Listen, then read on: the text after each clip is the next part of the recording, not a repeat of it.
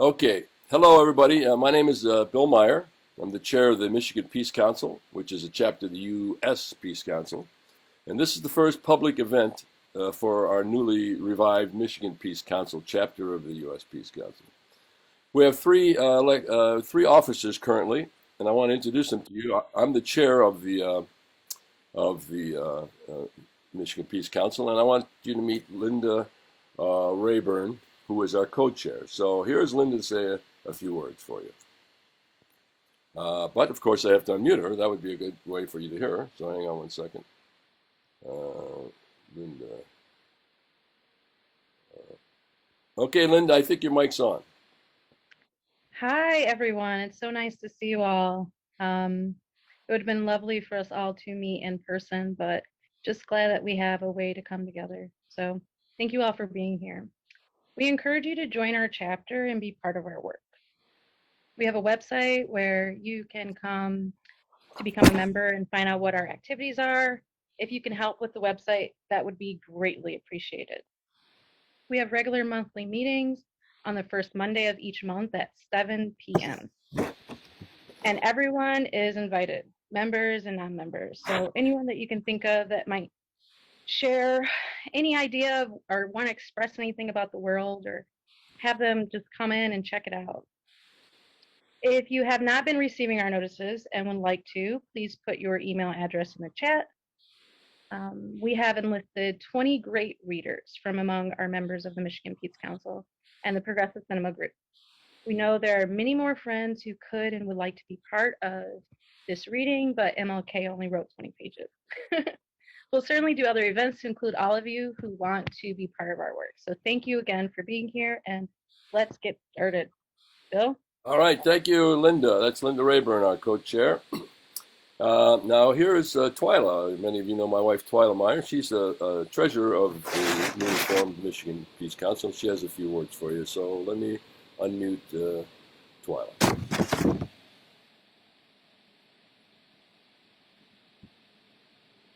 No, you got to unmute yourself. Got it. Okay. All right. This event will go like this. 20 readers will automatically go from one to the next. Everyone please select speaker view in the button on the top right of your Zoom window. You'll see two faces, the current speaker and the next speaker.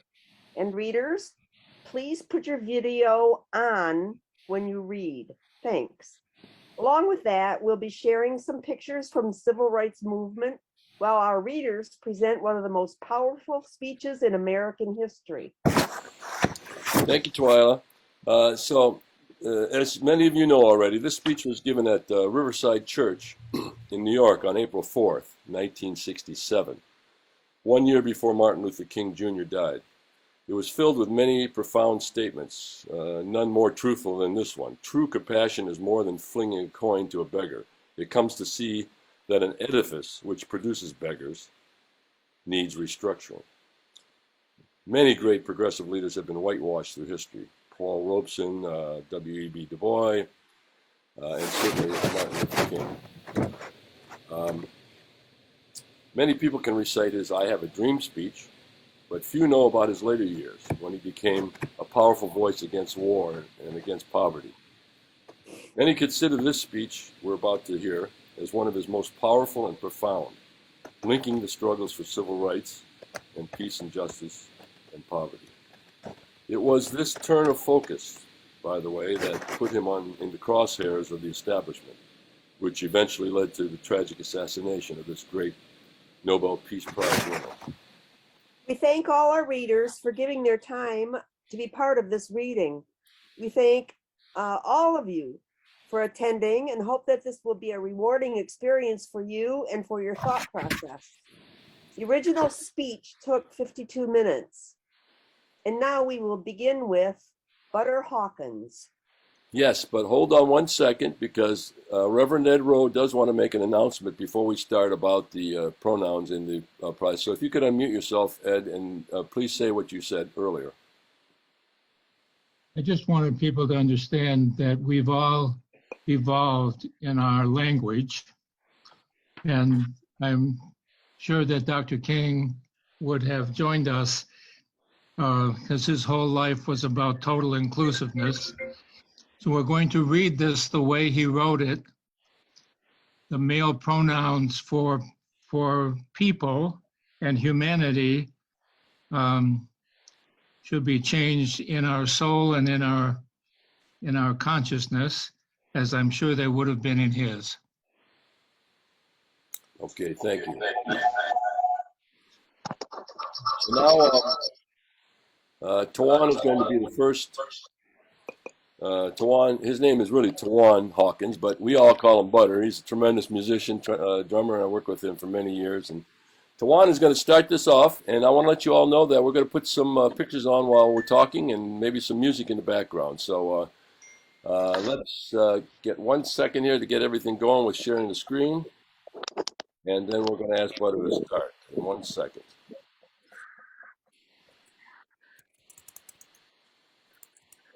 Go ahead, Butter. All right. Good evening, everyone. I'll be reading page 1, Martin Luther King's Beyond Vietnam. Beyond Vietnam by Martin Luther King Jr. was written April 4th, 1967 at Riverside Church in New York, New York. Mr. Chairman, ladies and gentlemen, I need not pause to say how very delighted I am to be here tonight, and how very delighted I am to see you expressing your concern about the issues that will be discussed tonight by turning out in such large numbers. I also want to say that I consider it a great honor to share this program with Dr. Bennett, Dr. Kamager, and Rabbi Heschel, some of the most distinguished leaders and personalities of our nation. And of course, it's always good to come back to Riverside Church. Over the last 8 years, I have had the privilege of preaching here almost every year in that period. And it's always a rich and rewarding experience to come to this great church and this great pulpit. I come to this great, magnificent house of worship tonight because my conscience leaves me no other choice. I join you in this meeting because I am in deepest agreement with the aims and work of the organization that brought us together, clergy and laymen concerned about Vietnam. The recent statements of your executive committee are the sentiments of my own heart. And I found myself in full accord when I read its opening lines. A time comes when silence is betrayal. That time has come for us in relation to Vietnam. The truth of these words is beyond doubt, but the mission to which they call us is a most difficult one. Even when pressed by the demands and inner truth, men do not easily assume the task of opposing their government's policy, especially in time of war. Nor does the human spirit move without great difficulty against all the apathy of conformist thought within one's own bosom and in the surrounding world. Moreover, when the issues at hand seem as perplexing as they often do, in the case of this dreadful conflict, we are always on the verge of being mesmerized by the uncertainty, but we must move on. Some of us who have already begun to break the silence of the night have found that the calling to speak is often a vocation of agony, but we must speak. We must speak with all the humility that is appropriate to our limited vision, but we must speak. And we must rejoice as well, for surely this is the first time in our nation's history that a significant number of its religious leaders have chosen to move beyond the prophesying of smooth patriotism to the high grounds of a firm dissent based upon the mandates of conscience and the reading of history. Perhaps a new spirit is rising among us. If it is, let us trace its movement and pray that our inner being may be sensitive to its guidance, for we are deeply in need of a new way beyond the darkness that seems so close around us. Over the past 2 years, as I have moved to break the betrayal of my own silences and to speak from the burnings of my own heart, as I called for radical departures from the destruction of Vietnam, many persons have questioned me about the wisdom of my path. At the heart of their concerns, this query has often loomed large and loud. Why are you speaking about the war, Dr. King? Why are you joining the voices of dissent? Peace and civil rights don't mix, they say. Are you hurting the cause of your people? They ask. And when I hear them, though I often understand the source of their concern, I am nevertheless greatly saddened. For such questions mean that the inquirers have not really known me, my commitment, or my calling. Indeed, their questions suggest that they do not know the world in which they live.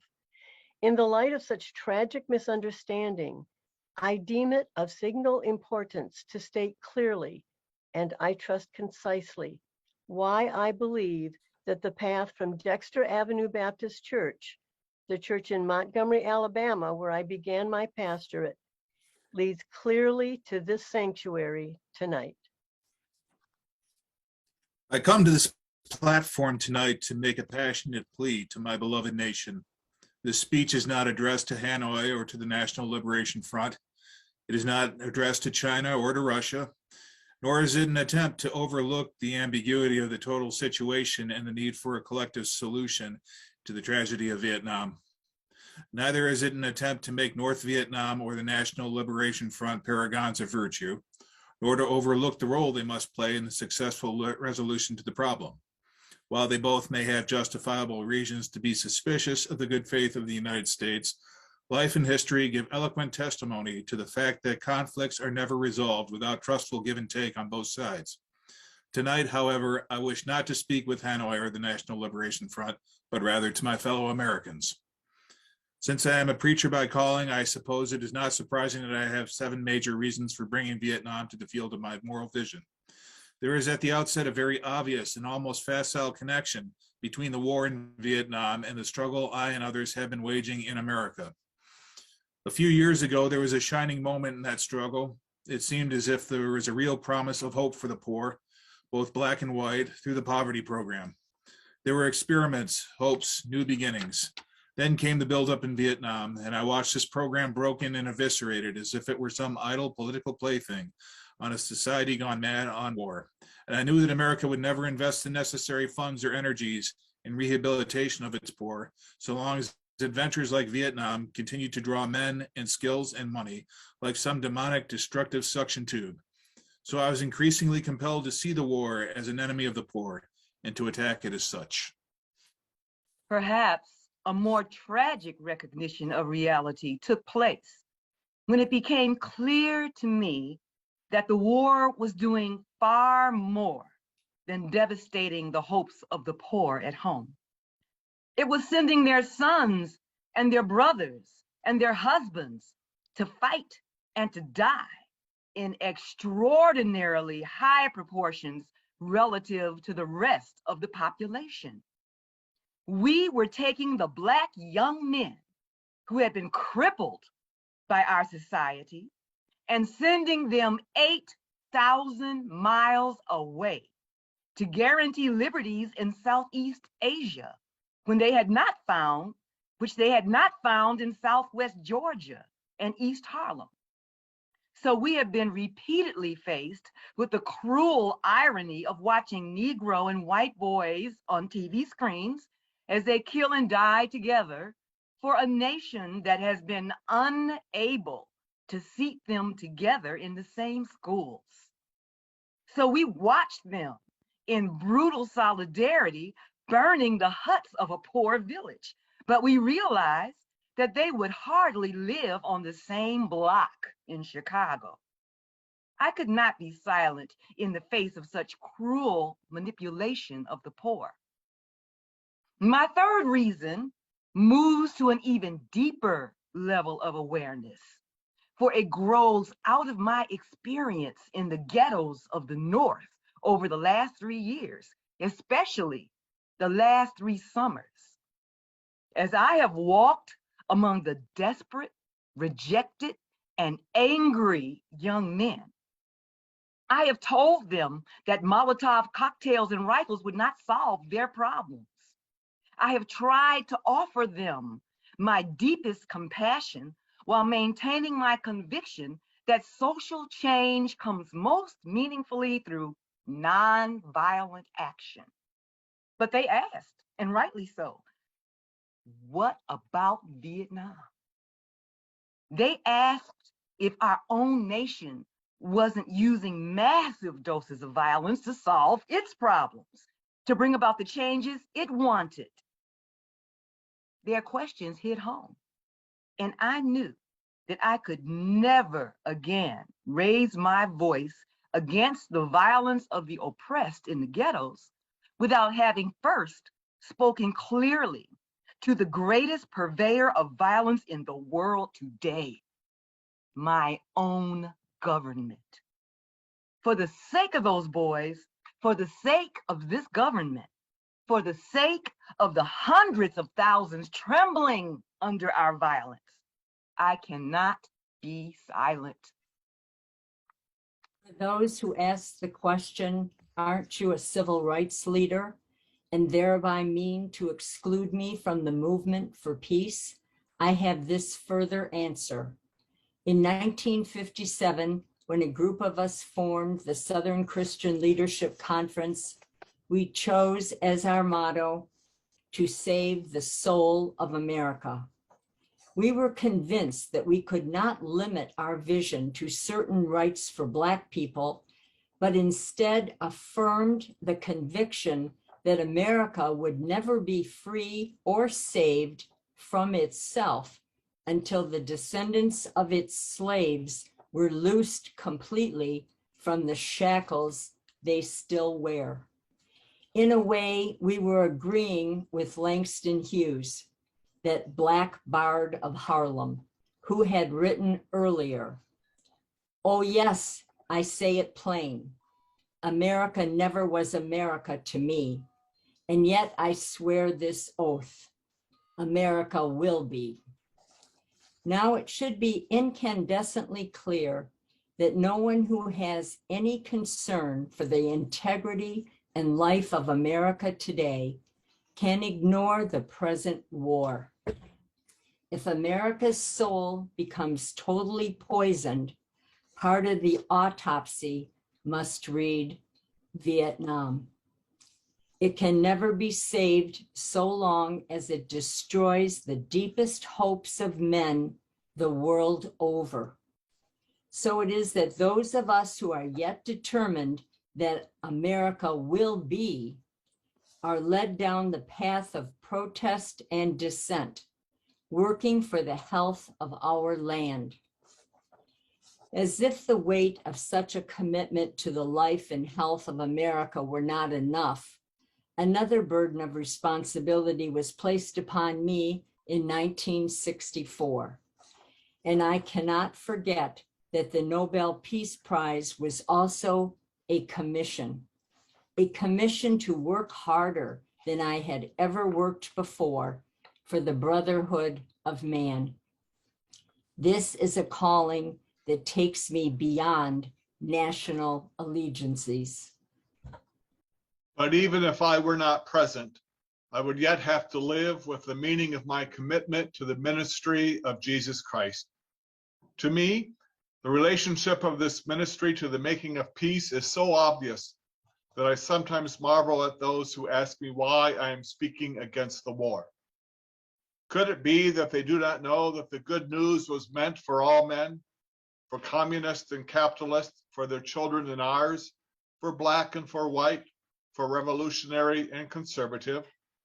Have they forgotten that my ministry is an obedience to the one who loved his enemies so fully that he died for them? What then can I say to the Viet Cong, or to Castro, or to Mao, as a faithful minister of this one? Can I threaten them with death, or must I not share with them my life? Finally, as I try to explain for you and for myself the road that leads from Montgomery to this place, I would have offered all that was most valid if I simply said that I must be true to my conviction that I share with all men, the calling to be a son of the living God. Beyond the calling of race or nation or creed is this vocation of sonship and brotherhood. Because I believe that the Father is deeply concerned, especially for his suffering and helpless and outcast children, I come tonight to speak for them. This I believe to be the privilege and the burden of us all, who deem ourselves bound by allegiances and loyalties which are broader and deeper than nationalism, and which go beyond our nation's self-defined goals and positions.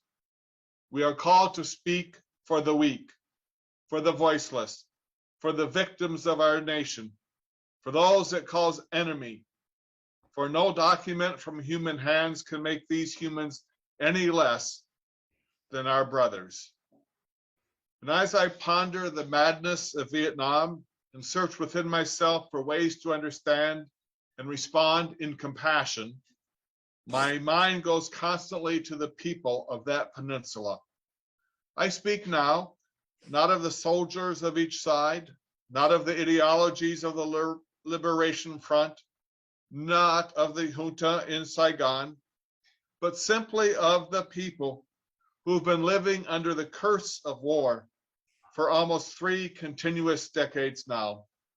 I think of them too, because it is clear to me that there will be no meaningful solution there until some attempt is made to know them and hear their broken cries. They must see Americans as strange liberators. The Vietnamese people proclaimed their own independence in 1954. In 1945, rather, after a combined French and Japanese occupation and before the Communist Revolution in China. They were led by Ho Chi Minh. Even though they quoted the American Declaration of Independence in their own document of freedom, we refused to recognize them. Instead, we decided to support France in its reconquest of her former colony. Our government felt then that the Vietnamese people were not ready for the independence, and we again fell victim to the deadly Western arrogance that has poisoned the international atmosphere for so long. With the tragic decision, we rejected a revolutionary government seeking self-determination and a government that had been established not by China, for whom the Vietnamese have no great love, but by clearly indigenous forces that included some communists. For the peasants, this new government meant real land reform, one of the most important needs in their lives. For 9 years following 1945, we denied the people of Vietnam the right of independence. For 9 years, we vigorously supported the French in their abortive effort to recolonize Vietnam. Before the end of the war, we were meeting 80% of the French war costs. Even before the French were defeated at Dien Bien Phu, they began to despair of their reckless action, but we did not. We encouraged them with our huge financial and military supplies to continue the war, even after they had lost the will. Soon, we would be paying almost the full costs of this tragic attempt at recolonization. After the French were defeated, it looked as if independence and land reform would come again through the Geneva Agreement. But instead, there came the United States, determined that Ho should not unify the temporarily divided nation. And the peasants watched again as we supported one of the most vicious modern dictators, our chosen man, Premier Diem. The peasants watched and cringed, and Diem ruthlessly rooted out all opposition, supported their extortionist landlords, and refused even to discuss reunification with the North. The peasants watched as all of this was presided over by the United States influence, and then by increasing numbers of United States troops who came to help quell the insurgency that Diem's methods had aroused. When Diem was overthrown, they may have been happy, but the long line of military dictators seemed to offer no real change, especially in terms of their need for land and peace. The only change came from America, as we increased our troop commitments in support of governments which were singularly corrupt, inept, and without popular support. All the while, the people read our leaflets and received the regular promises of peace and democracy and land reform.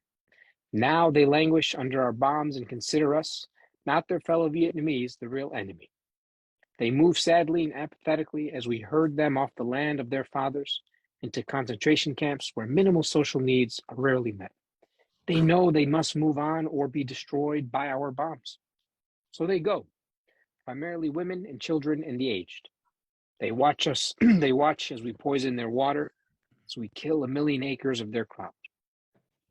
They must weep as the bulldozers roar through their areas, preparing to destroy the precious trees. They wander into the hospitals with at least 20 casualties from American firepower for one Viet Cong inflicted injury. So far, we may have killed 1 million of them, mostly children. They wander into the towns and see thousands of the children, homeless, without clothes, running in packs on the streets like animals. They see the children degraded by our soldiers as they beg for food. They see the children selling their sisters to our soldiers, soliciting for their mothers.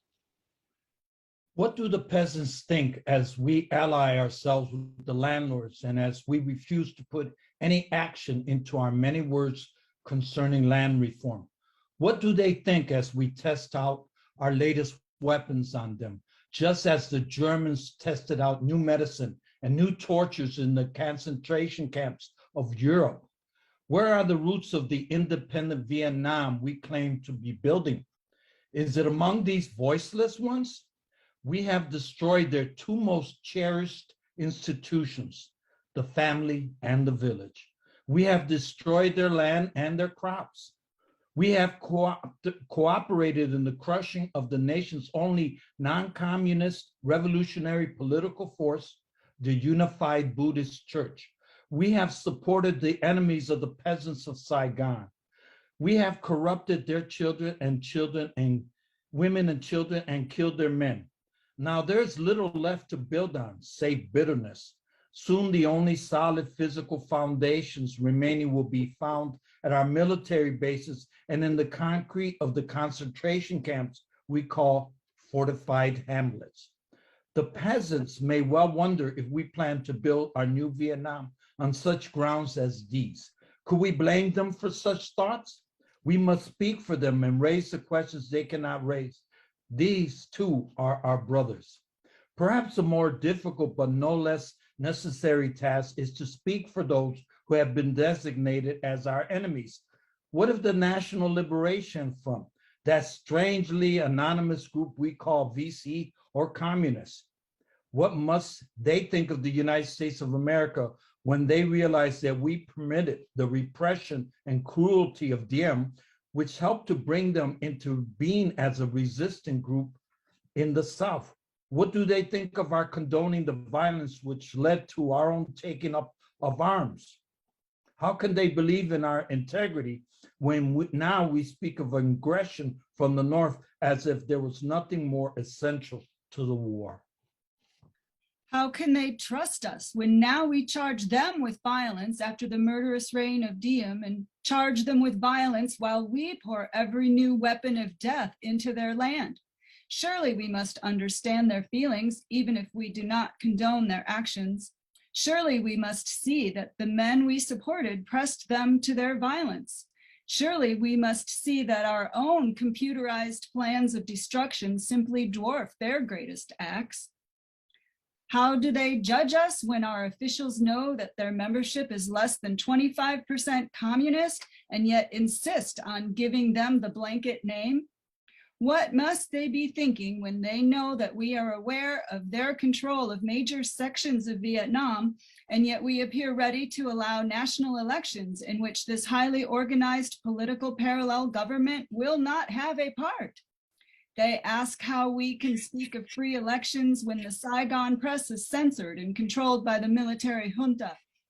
And they are surely right to wonder what kind of new government we plan to help form without them, the only party in real touch with the peasants. They question our political goals and they deny the reality of a peace settlement from which they will be excluded. Their questions are frighteningly relevant. Is our nation planning to build on political myth again and then shore it up upon the power of a new violence? Here is the true meaning and value of compassion and nonviolence when it helps us to see the enemy's point of view, to hear his questions, to know his assessment of ourselves. For from his view, we may indeed see the basic weaknesses of our own condition. And if we are mature, we may learn and grow and profit from the wisdom of the brothers who are called the opposition. So too with Hanoi. In the north, where our bombs now pummel the land and our mines endanger the waterways, we are met by a deep but understandable mistrust. To speak for them is to explain this lack of confidence in Western worlds, and especially their distrust of American intentions now. In Hanoi are the men who led this nation to independence against the Japanese and the French, the men who sought membership in the French Commonwealth and were betrayed by the weakness of Paris and the willfulness of the colonial armies. It was they who led a second struggle against French domination at tremendous cost, and then were persuaded to give up the land they controlled between the 13th and 17th parallel as a temporary measure at Geneva. After 1954, they watched us conspire with Diem to prevent elections, which could have surely brought Ho Chi Minh to power over a unified Vietnam. And they realized they had been betrayed again. When we ask, why do they not leap to negotiate? These things must be considered. Also, it must be clear that the leaders of Hanoi considered the presence of American troops in support of the Diem regime to have been the initial military breach of the Geneva Agreement concerning foreign troops. They remind us that they did not begin to send troops in large numbers and even supplies into the South until American forces had moved into the tens of thousands. Hanoi remembers how our leaders refused to tell us the truth about the earlier North Vietnamese overtures for peace, how the president claimed that none existed when they had clearly been made. Ho Chi Minh has watched as America has spoken of peace and built up its forces. And now he has surely heard the increasing international rumors of American plans for an invasion of the North. He knows the bombing and shelling and mining we are doing are part of traditional pre-invasion strategy. Perhaps only his sense of humor and of irony can save him when he hears the most powerful nation of the world speaking of aggression as it drops thousands of bombs on a poor, weak nation more than 800, or rather 8,000 miles away from its shores. At this point, I should make it clear that while I have in the last few minutes tried to give a voice to the voiceless in Vietnam, to understand the arguments of those who are called enemy, I am as deeply concerned about our own troops there as anything else. For it occurs to me that for what we are submitting them to in Vietnam is not simply the brutalizing process that goes on in any war, where enemies are facing each other and seek to destroy. We're adding to that the cynicism, the process of death. Well, they must know after a short period there that none of the things we claim to be fighting for are really involved. Before long, they must know that their government has sent them into a struggle among Vietnamese, and the more sophisticated surely realize that we are on the side of the wealthy and the secure, while we create a hell for the poor. Somehow this madness must cease. We must stop now. I speak as a child of God and brother to the suffering poor of Vietnam. I speak for those whose land is being laid waste, whose homes are being destroyed, whose culture is subverted. I speak to the poor of America who are paying the double price of smashed hopes at home and death and corruption in Vietnam. I speak to the citizens of the world, for the world as it stands aghast at the path we have taken. I speak as one who loves America, to the leaders of our own nation. The great initiative in this war is ours. The initiative to stop it must be ours. This message of the great Buddhist leaders of Vietnam recently was written, and I quote, "Each day the war goes on, the hatred increases in the hearts of the Vietnamese and in the hearts of those humanitarians' instincts. Americans are forcing even their friends into becoming their enemies. It is curious that the Americans who calculate so carefully on the possibilities of military victory do not realize that in the process, they're incurring deep psychological and political defeat. The image of America will never again be the image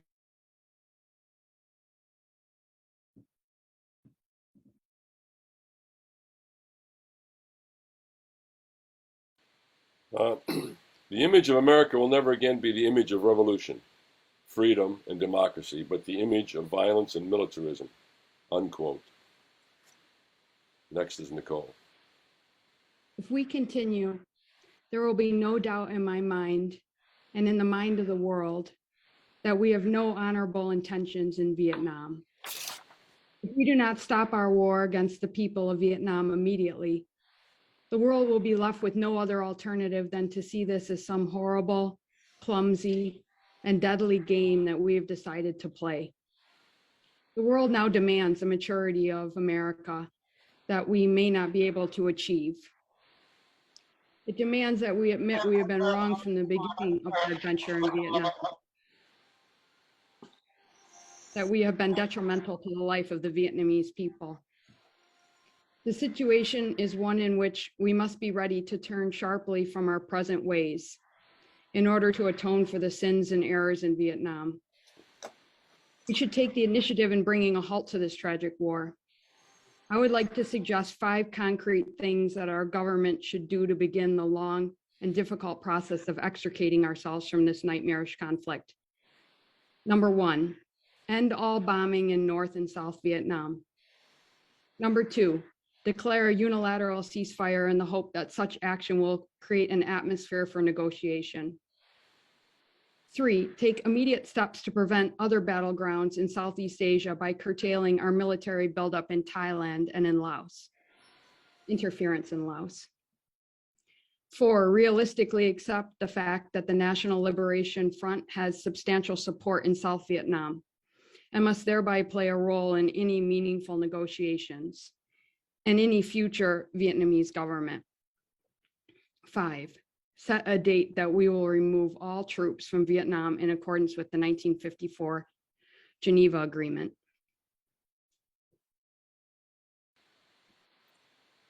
Jamila is next. Part of our ongoing commitment might well express itself in an offer to grant asylum to any Vietnamese who fears for his life under a new regime, which included the Liberation Front. Then we must make what reparations we can for the damage we have done.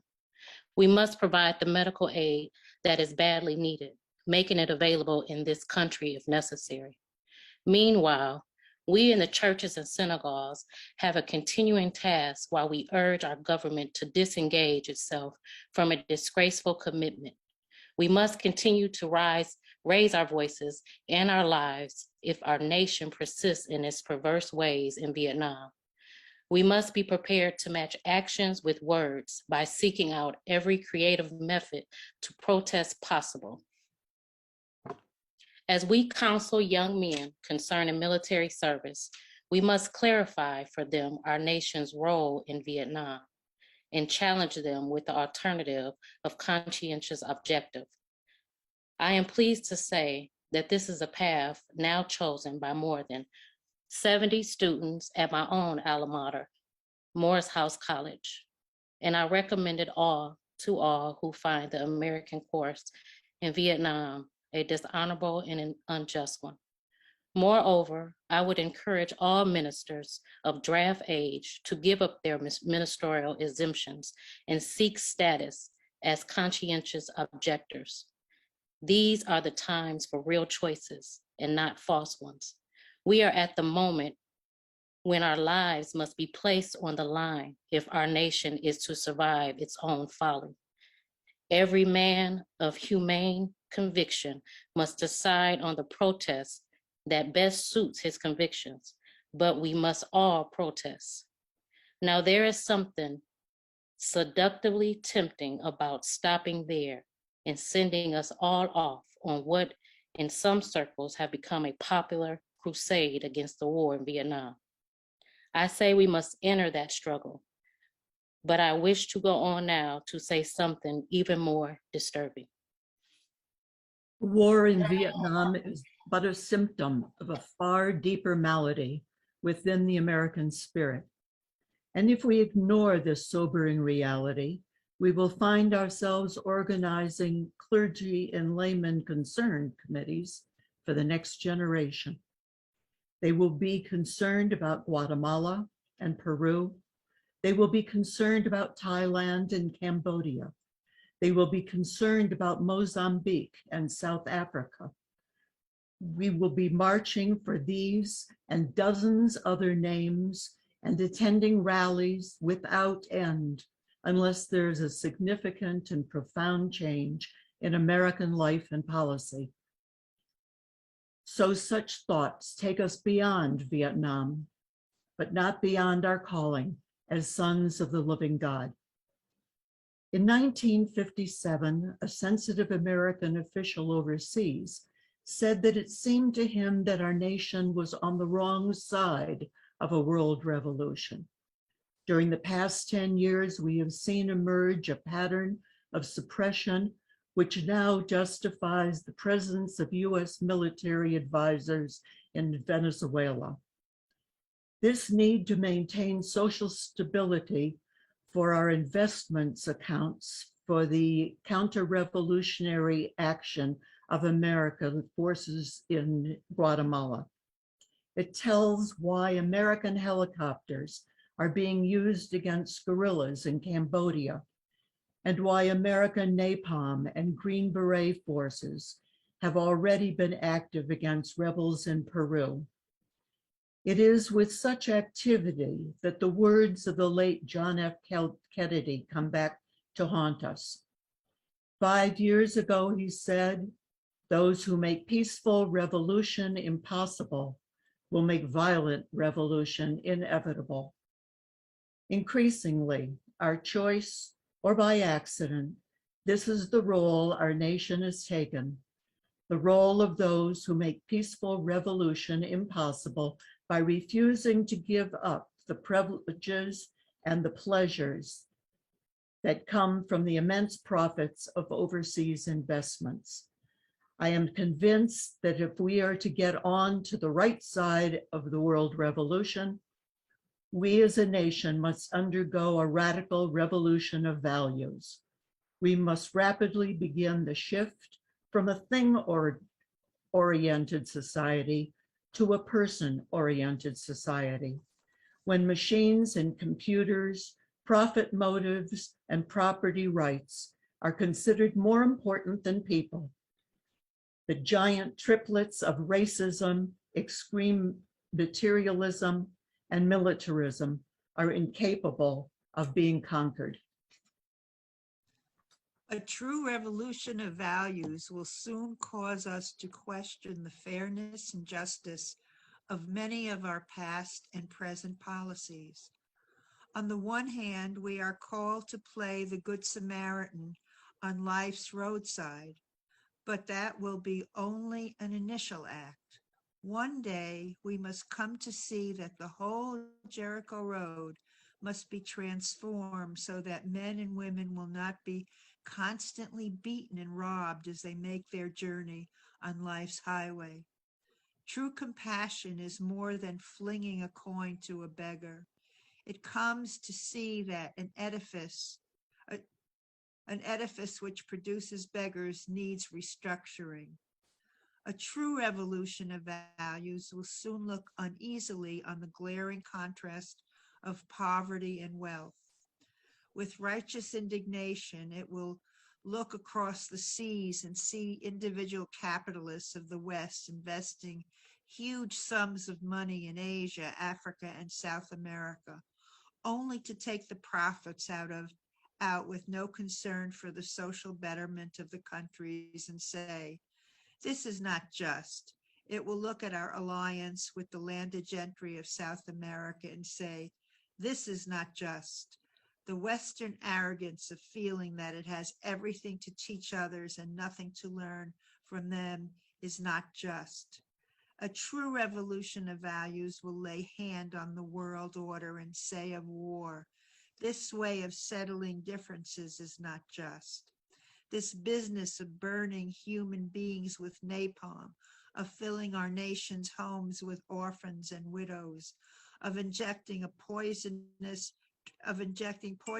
drugs of hate into the veins of people normally humane, of sending men home from dark and bloody battlefields physically handicapped and psychologically deranged, cannot be reconciled with wisdom, justice, and love. A nation that continues year after year to spend more money on military defense than on programs of social uplift is approaching spiritual death. America, the richest and most powerful nation in the world, can well lead the way in this revolution of values. There is nothing except a tragic death wish to prevent us from reordering our priorities so that the pursuit of peace will take precedence over the pursuit of war. There is nothing to keep us from molding a recalcitrant status quo with bruised hands until we have fashioned it into a brotherhood. This kind of positive revolution of values is our best defense against communism. War is not the answer. Communism will never be defeated by the use of atomic bombs or nuclear weapons. Let us not join those who shout war through their misguided passions, urge the United States to relinquish its participation in the United Nations. These are days which demand wise restraint and calm reasonableness. We must not engage in a negative anti-communism, but rather in a positive thrust for democracy, realizing that our greatest defense against communism is to take offensive action in behalf of justice. We must, with positive action, seek to remove those conditions of poverty, insecurity, and injustice, which are the fertile soil in which the seed of communism grows and develops. These are revolutionary times. All over the globe, men are revolting against old systems of exploitation and oppression. And out of the wounds of a frail world, new systems of justice and equality are being born. The shirtless and barefoot people of the land are rising up as never before. The people who sat in darkness have seen a great light. We in the West must support these revolutions. It is a sad fact that because of comfort, complacency, a morbid fear of communism, and our proneness to adjust to injustice, the Western nations that initiated so much of the revolutionary spirit of the modern world have now become the arch anti-revolutionaries. This has driven many to feel that only Marxism has a revolutionary spirit. Therefore, communism is a judgment against our failure to make democracy real and follow through on the revolutions that we initiated. Our only hope today lies in our ability to recapture the revolutionary spirit and go out into a sometimes hostile world, declaring eternal hostility to poverty, racism, and militarism. With this powerful commitment, we shall boldly challenge the status quo and unjust mores, and thereby speed the day when every valley shall be exalted, and every mountain and hill shall be made low. The crooked shall be made straight, and the rough places plain. A genuine revolution of values means, in the final analysis, that our loyalties must become ecumenical rather than sectional. Every nation must now develop an overriding loyalty to mankind as a whole in order to preserve the best in their individual societies. This call for a worldwide fellowship that lifts neighborly concern beyond one's tribe, one's race, one's class, and nation is in reality a call for an all-embracing and unconditional love for all mankind. This oft misunderstood, this oft misinterpreted concept, so readily dismissed by the Nietzscheists of the world, are as a weak and cowardly force, has now become an absolute necessity for the survival of man. When I speak of love, I am not speaking of some sentimental and weak response. I'm not speaking of that force which is just emotional bosh. I am speaking of that force which all of the great religions have seen as the supreme unifying principle of life. Love is somehow the key that unlocks the door which leads to ultimate reality. This Hindu, Muslim, Christian, Jewish, Buddhist belief about ultimate reality is beautifully summed up in the first epistle of St. John. Let us love one another, for love is God, and everyone that loveth is born of God, and knoweth God. He that loveth not knoweth not God, for God is love. If we love one another, God dwelleth in us, and his love is perfected in us. Let us hope that this spirit will become the order of the day. We can no longer afford to worship the God of hate or bow before the altar of retaliation. The oceans of history are made turbulent by the ever-rising tides of hate. History is cluttered with the wreckage of nations and individuals that pursued this self-defeating path of hate.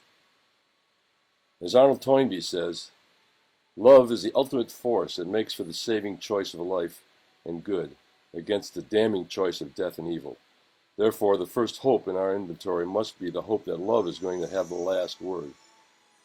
We are now faced with the fact, my friends, that tomorrow is today. We are confronted with the fierce urgency of now. In this unfolding conundrum of life and history, there is such a thing as being too late. Procrastination is still the thief of time. Life often leaves us standing bare, naked, and dejected with a lost opportunity. The tide in the affairs of men does not remain at flood. It ebbs. We may cry out desperately for time to pause in her passage, but time is adamant to every plea and rushes on. Over the bleached bones and jumbled residues of numerous civilizations are written the pathetic words, too late. There is an invisible book of life that faithfully records our vigilance or our neglect. Omar Khayyam is right. The moving finger writes, and having writ moves on. We still have a choice today, nonviolent coexistence or violent co-annihilation. We must move past indecision to action. We must find new ways to speak for peace in Vietnam, and justice throughout the developing world, a world that borders on our doors. If we do not act, we shall surely be dragged down the long, dark, and shameful corridors of time, reserved for those who possess power without compassion, might without morality, and strength without sight. Now let us begin. Let us rededicate ourselves to the long and bitter but beautiful struggle for a new world. This is the calling of the sons of God, and our brothers wait eagerly for our response.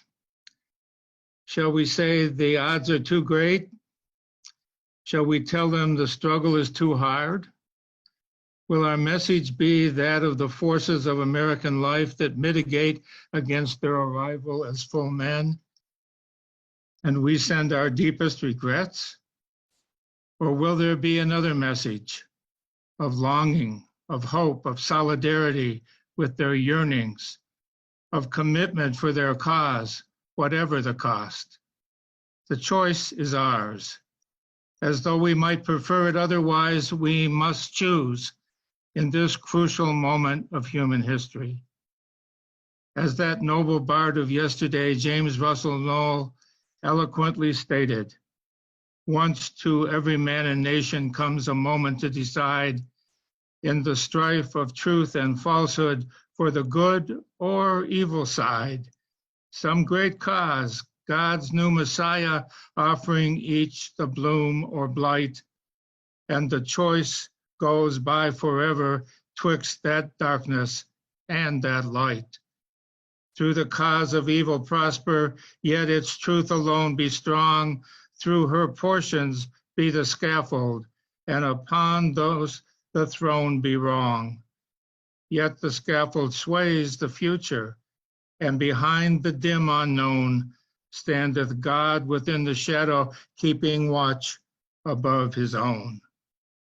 And if we will only make the right choice, if we will be able to transform this pending cosmic elegy into a creative psalm of peace, if we will make the right choice, if we will be able to transform the jaggling discords of our world into a beautiful symphony of brotherhood, if we will but make the right choice, we will be able to speed up the day all over America and all over the world. Then justice will roll down like waters and righteousness like a mighty stream. Okay, thank you everyone for reading. It was excellent. We didn't get a chance to give people their credit when they spoke, so I'm going to read the names real quickly so we know who that was. Page 1 was Butter Hawkins. Page 2, Sherry Wells. Page 3 was Tobin Sterrett. Michelle McKinney was on 4. Maris Herschert was 5. Reverend Richard Peacock was 6. Jalila Ahmed was number 7. Representative of my Senate district here is Abraham Ayash, who made it just in time from the barbershop to get here in time to read his page. 9 was Ozzie Rivera. 10 was Dana X, our friend from Traverse City. 11 was Frank Hammer, and certainly Karen with him. Miguel Pope, number 12. Nicole McDonald was 13. Jamila Taylor, she was 14. Michelle Stoneart read page 15. Sharon Feldman read page 16. David Smokler read page 17. Crystal Thurmond read 18. And I read page 19 in place of Reverend Dan Aldrich, who didn't make it on time. Unfortunately, technical problems.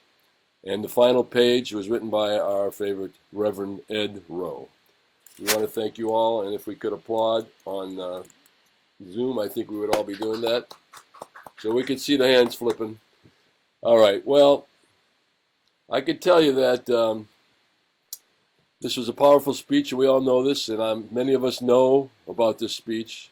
This is what all activists know, that this is where Martin Luther King spent the last years of his life, realizing that the struggle is big. It's not only for civil rights, it's against poverty and against war.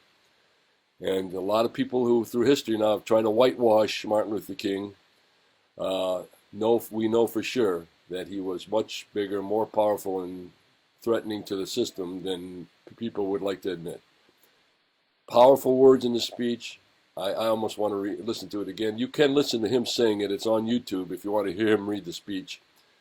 We're going to open the mics up for anyone who wants to stay and say anything about this speech or to each other. I want to thank you all for being here. The non-readers, of course, you are invited to be our readers on the next one that we do. And we encourage you all to join the Michigan Peace Council. This is our first public event.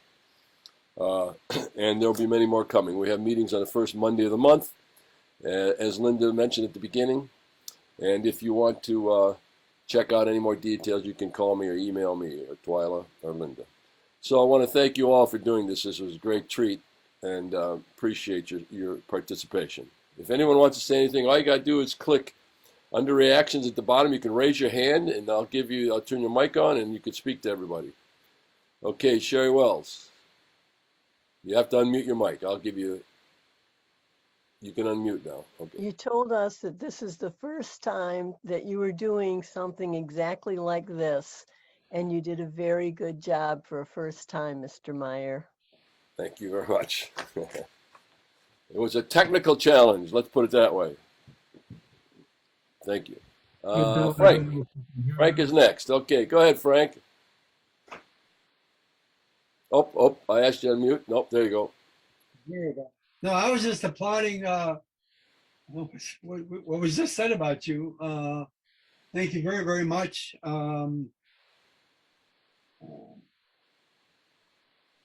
Okay. Thank you. Yeah, well, I didn't do this to get praise from me. I did it because I really think a lot of us would have loved to do this. I just happened to be in a position where I could hook up the Zoom thing because I've been doing a lot of Zoom meetings. And I did get the idea from another U.S. Peace Council member, Henry Lohendorf, who's in New Haven. And they do this every year on Martin Luther King Day. They did it today at noon. I wanted to do it better. I wanted to make it more dramatic and with some music and pictures, and I think that helped a little bit. And you all read really great. That was really cool. And I hope we all learned something about King and got some ideas from this speech. So we've got Sherry Wells, Shirley, and then Dorothy to speak. Go ahead, Sherry. Already did. Okay, so we got Shirley Lawless here. Go ahead, Shirley, you got to unmute yourself. There's a button to unmute on the bottom left corner. Okay. Shirley, I see your hand there. Okay, well, until you figure that out, let's go to Dorothy Tyler. And you can unmute yourself, Dorothy. Go ahead. Hello, excuse me. Hello, everyone. I would like to thank Mrs. Lawless, Miguel's mom, for inviting me to be a viewer to this auspicious occasion. I thank all of you for the awesome job that you've done. I'm extremely excited about the variety of ages as well as the different colors or nationalities that are taking part in this, because that's what Dr. King was all about. And I think also it is wonderful that you did different.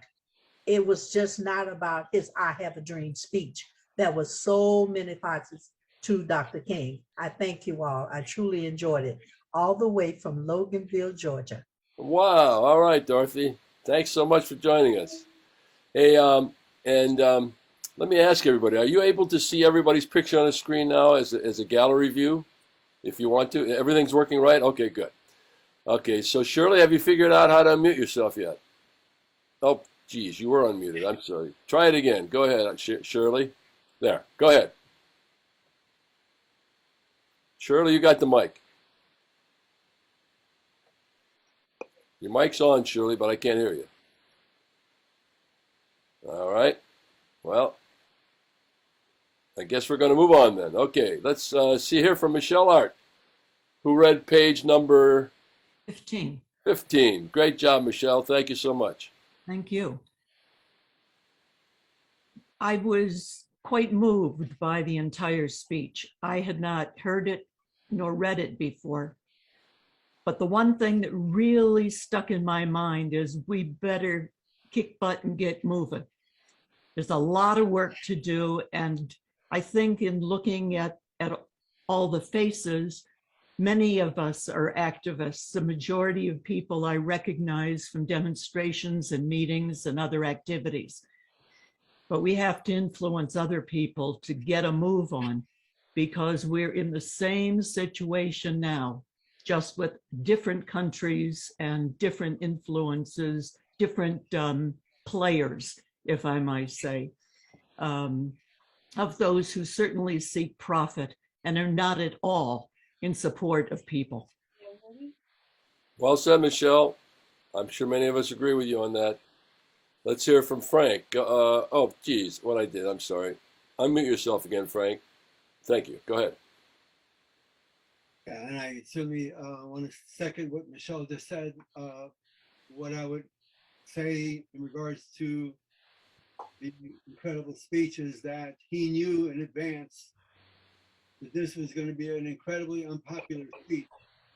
He knew in advance that he was going against LBJ, Lyndon Johnson, who was an ally, fourth ally in the civil rights movement. And he knew that there were allies that were going to turn against him, but he felt compelled to tell the truth. And I think it's with that spirit that we should go forward, that there are things that we need to say that will be unpopular, but we know and hold as being the truth. And that should guide us in this coming year. Thank you. Thank you, Frank, for sure. Go ahead, Ed. I'll unmute you. Go ahead. You have to unmute yourself. Ed, you got to click the unmute button on the bottom left corner. There you go. I just wonder, in the interest of challenging ourselves like the last page did, if we don't get locked into our particular issues and therefore are not public on much of other issues that are oppressing people, that the peace movement is segregated into silos. And we just watched them, we participated where Dr. King said it of himself, I needed to come out of my silence about this issue and not get locked into the issue that I've been in the rest of my life. I just think that may be true of me as well. And it may be something that we should all think about. We get so busy trying to do something rather than try to do all things to all people. But what are the issues? Ed, move your face to the right. Remember, we can't hear you on Yeah. time. There, thank you. What are the issues that each of us have been siloed into for good reason, in order to make a difference somewhere where we need to be speaking to issues we've been silent about? That's just a question that comes out of this for me. I found it a great privilege to be invited to read this amazing speech. Thank you. Thank you, Ed. Couldn't have done it without you. And there's so many people here, so many others who aren't here that we would love to have joined us, but there's only 20 pages, as Linda said, so we'll have to get a longer speech next time so that we can all be part of it. All your work is so valuable, and the fact that you're even here for this event, it just says a lot about you. I mean, I'm so impressed that this many people came to listen to and share a powerful speech from Martin Luther King. It's Martin Luther King Day. There's like 50 events going on today, at least, around him, and we just showed a movie called King in the Wilderness. And the folks, those of us who saw that film, I will all agree with me that the totally helped us appreciate this event even more and Martin Luther King even more. You have to see this film, King in the Wilderness. It's an HBO production from a couple years ago. It might be online somewhere, showing the troubles, conflicts he had in his end of his life and how this led to this speech. And it gave such center to what he was saying here in the speech. He was a brilliant person, much more than I even understood. So if you were impressed with what he said in his speech, you'll be shocked by this documentary, King in the Wilderness. Let's hear from Dorothy. As soon as you can give us a link after this is recorded, I will start spreading it around again. Well, the link is only, the one that we saw is only good till tonight at midnight. No, I mean this, what we just did today. Oh, this link for this screening of this, of course, it's going to be up online soon. And when it is, of course, I'll send it to all the people who read and others, and if you want to see it again. Thank you. Dorothy's online, and then Sherry. Go ahead, Dorothy. Thank you. It just occurred to me in looking at the faces of those that are online. You can't see me today because I'm just not dressed for that. But anyway, and looking at the faces that are online, I can see that Linda perhaps is the youngest person here. My concern going No, I am. Oh, yeah, right. Yeah, me too. Okay, I'm a girl of a certain age, okay? So my concern is how do we attract younger people? Because for some reason, by some young people, certain things are not taken seriously. And I saw that you have an organization there in the metropolitan area. So are you all doing something, or will you be doing something to try to attract younger people to carry on or with you? Not saying you cannot do it, but I'm just saying, as we go, others need to come. I think we all know as activists, that's the main goal in our work, is to get as many people working as possible, of all ages, all colors, all ethnicity, everything.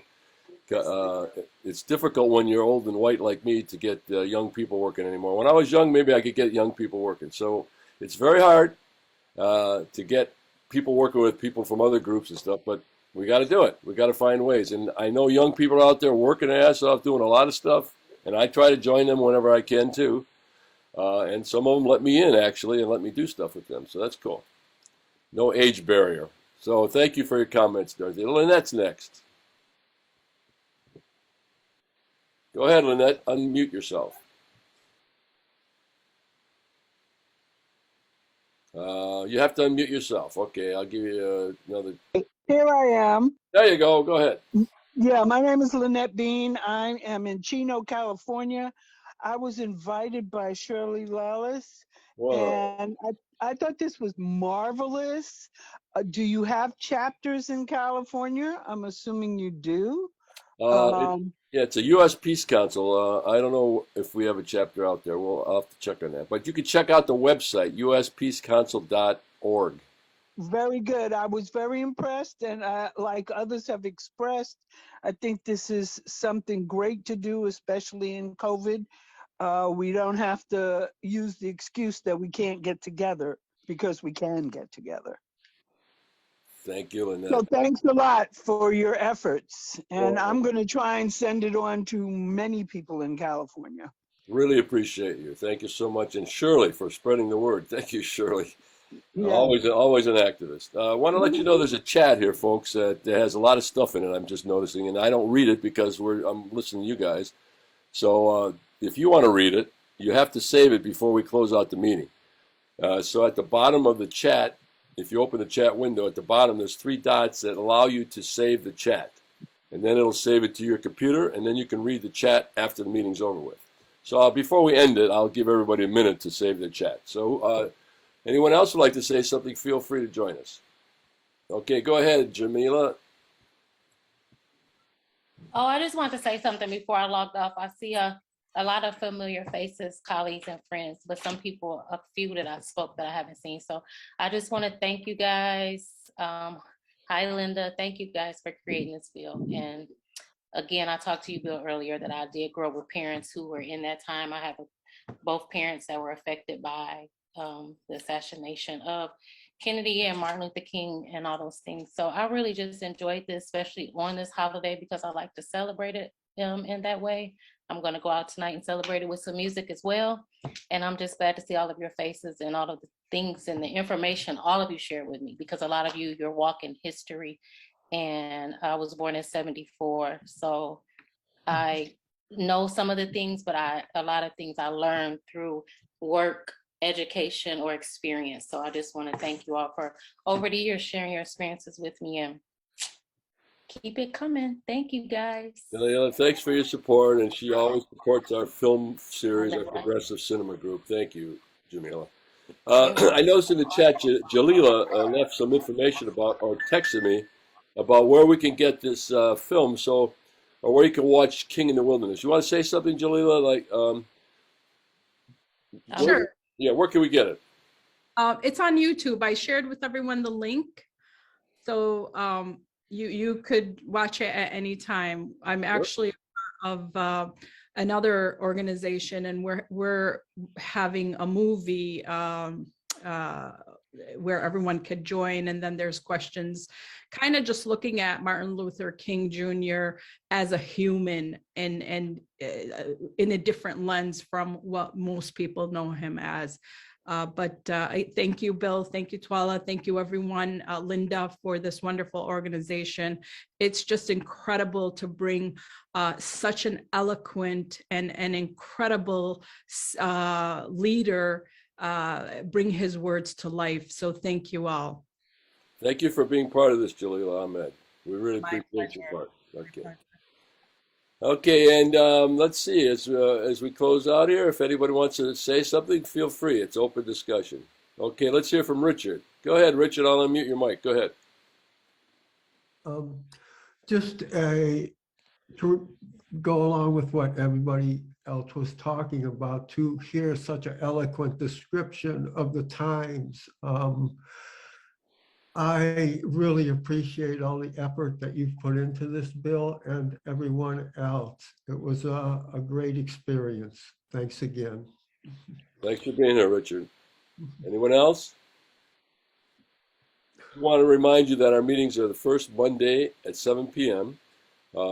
If you want to be invited and you're not on our list, put your email address in the chat, and we'll make sure to send you a notice about when we meet. 7 p.m. first Mondays, the Michigan Peace Council, and we discuss the work that we can be doing. It's a revived chapter. We've been around a long time. It's part of the World Peace Council, which is the oldest peace organization in history, the World Peace Council. And we're a chapter of the U.S. Peace Council. And Michelle Stonard, who was one of the readers with us, was the president of the chapter here in Detroit back when it last was existing. And it's been a long time since we've done anything with it. We're just getting it going again. So we need your help. Everybody here, if you can be a member, that would be great. You can be it was in the notice about this meeting on how to become a member, and Linda mentioned it at the beginning. You can go to the MichiganPeaceCouncil.org website or the USPeaceCouncil.org website, and you could sign on as a member and then be assigned to this chapter. Or if you don't want to be a member officially, you can just come to our meetings and work with us. I'm not an official kind of guy anyway, so I mean, any way you want to do work or help, that's great with me. So I think we're about ready to close out. We want to thank everybody for being part of this.